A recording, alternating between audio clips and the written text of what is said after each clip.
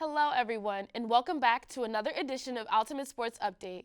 I am Brittany Wobblebottom, and we have updates for your favorite sports around Temple. This past weekend's Fantastic Foursquare tournament had students on the edge of the bleachers. Reigning champion Timmy Two Bucks was knocked out of the fourth square by Sammy Snake Eyes during the second round in the third match, taking him out of the gameplay for the rest of the tournament. There was also a heated fight between Sally Smalltown and Denitra Dodson during the last round of match 8 over an illegal double tapsy. Moving on to the Duck Duck Goose results from over the weekend, Malik Hightower successfully evaded all geese in double overtime this Saturday, securing the win for the Owls. Or should I say the Ducks? Either way, go Birds! This weekend's hide-and-seek games have students looking over their shoulders as the champion seeker, Larry Lotus, has not been able to find rookie hider Michael Slanson. Slanson still hasn't been found, so keep a lookout on campus. Now in the field, we have Chuck Noodle with an inside look at one of our top athletes, Lonzo Alfonso, and his journey to Temple through hopscotch. Thank you, Chuck, for that meaningful story. It's time for the first break of our show. When we come back, we'll be jumping right into the behind the scenes of the hardest working rock, paper, scissors player. Don't go anywhere. Don't get off that couch or swipe out of the app. Ultimate Sports Update will be right back, like literally 60 seconds. Welcome back to Ultimate Sports Update. This week was the Rock, Paper, Scissors Season Championship, and I got a first-hand look at the training it takes to be the highest-ranked Rock, Paper, Scissors player in the NCAA. This is NCAA two-time Rock, Paper, Scissors champion, Rocco. Well, wasn't that great? I don't know what was more interesting, his training or this gorgeous face. Here in the studio with me, we have our show's beloved executive producer, Pat So-So. Thanks for being here, Pat. It's nothing. I like to be as close up into the action, all up in the middle of it. I even shaved today. I put on my nice top. You better be thankful. I surely am, Pat. This is a great show, thanks to our great executive producer. I have to ask you, Pat, what has been your favorite parts of Ultimate Sports Update? I really enjoyed the time Hooter was in the house. It was Hooter. They were walking all around the back of our set and stuff. It was for my birthday, so Hooter came out and sang for me. Though, I thought it would have been Beyonce instead, but Hooter would do. Well, I'm sorry to disappoint Pat, but on a much lighter note, as of today, our show has been on air for 12 years. How does that make you feel? Honestly, it makes me feel old, but Temple always reminds me how young and handsome I look since they gave me the email Mr. So-So. And everyone knows that I'm the sports guy here at Temple. I've always loved niche sports, and it's always nostalgic watching our programs. Really? Well, I think the viewers would love to hear. What sports did you play back in your day?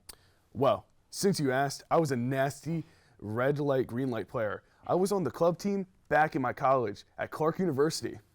Honestly, they probably still forgot I was on their varsity soccer team for 4 years because I remember I was the best red light, green light player to ever grace that campus. That's amazing. You seem like you were quite the athlete. So tell me, how did you end up as this show's executive producer when you were so into sports? Well, after college, I was looking for a job in sports media, and I came across this posting to be a teleprompter operator. Not my dream job, but I said, what the hell, and applied. I got the job, and well, I did it, but I'll never touch a teleprompter again. It scares me. Well, moving on to more sports, we have news of a disqualification of Randy Morris from the Heads Up 7-Up team in their first match of the season for peeking at his opponent's shoes. Pat, what do we think about this penalty? Absolutely disgraceful. Heads Up 7-Up is a game to be respected and to test one's intuition. By cheating, you taint the authenticity of it. I surely think that this was a warranted penalty. Yes, you and many others across Twitter feel the same way. What a tough way to start the season.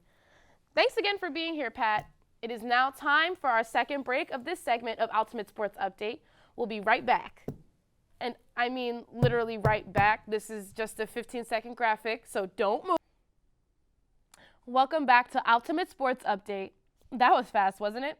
Next up, we have another great athlete, this time with a compelling story.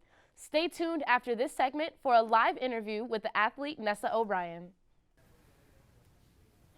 Welcome to this week's edition of Recess, where we highlight athletes with fascinating stories. How are you doing today, Nessa? Top of the morning. It is a pleasure to be here. Earlier, we got a chance to see you training for your curling, but I wanted to hear more about your backstory. Curling isn't the first sport people associate with Ireland, so how did you get into it? When I first came to North America, I thought they were saying hurling, the classic Irish sport, but they were really saying curling, and I was intrigued. But when I found out it wasn't about curling your hair, I thought I'd still give it a try, but I decided to make it more Irish by adding potatoes, as you just saw. You're such a natural, though. Why do you think you have this talent? Well, I was a sheep herder back in Ireland. I used my skills from that to learn how to curl, because you're just herding the stone when it's out there on the ice. And when I was a kid, I also used to sweep the kitchen till it shined like leprechaun gold. So I've basically been training my whole life without knowing it. Wow, sheep herding and sweeping kitchens. Who would have thought that was all it took? But, I mean, let's be honest, aren't Canadians just naturally better at curling? Pug Mahone!